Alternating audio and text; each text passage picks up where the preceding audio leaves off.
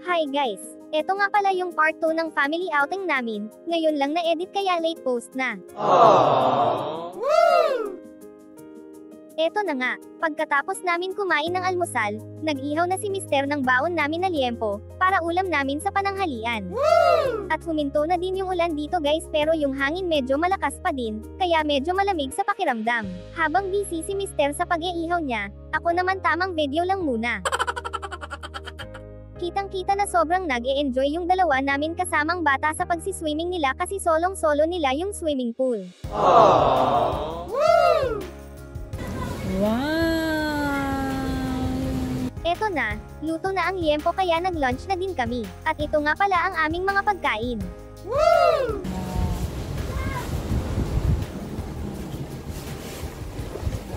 Ay, look natin.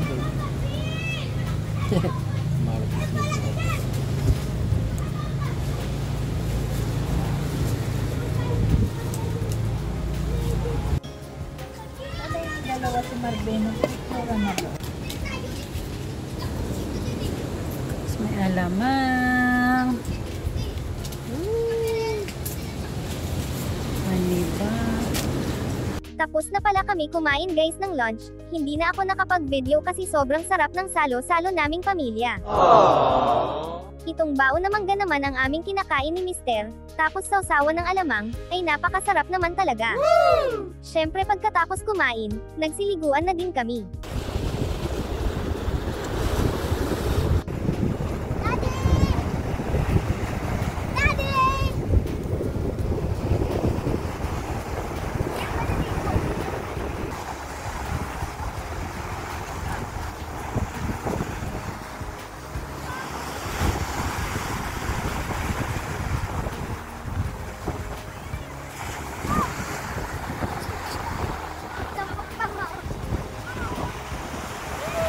Pagkatapos namin maligo sa dagat, dito naman sa swimming pool.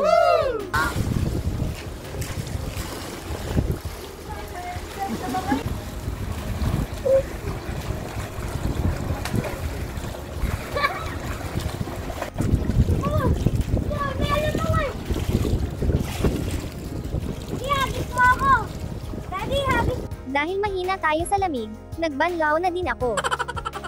At umulan na naman ulit guys pero tuloy pa din ang swimming nila. Abulin natin si Daddy!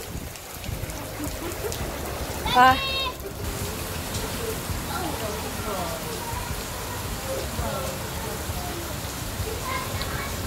Maya-maya, nag-decide na din kami na umuwi, kasi day tour lang kami dito sa resort.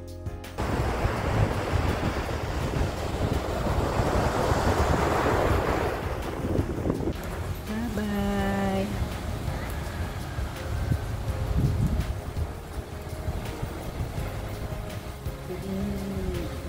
Tara na.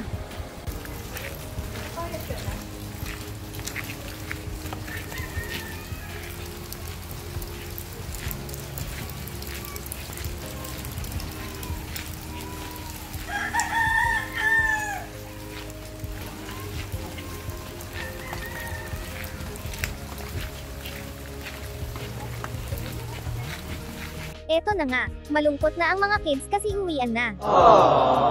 Nabitin daw sila sa pag-swimming nila. Kahit na maulan ang family outing namin ngayong taon, sobrang saya at sobrang sarap sa pakiramdam kasi magkakasama kaming buong pamilya at isang magandang memories na naman ito para sa pamilya namin. Sana taon-taon ay magawa namin ang ganitong family bonding. Tapos may ganitong tanawin na makikita sa dadaanan, ay grabe nakaka-relax naman talaga.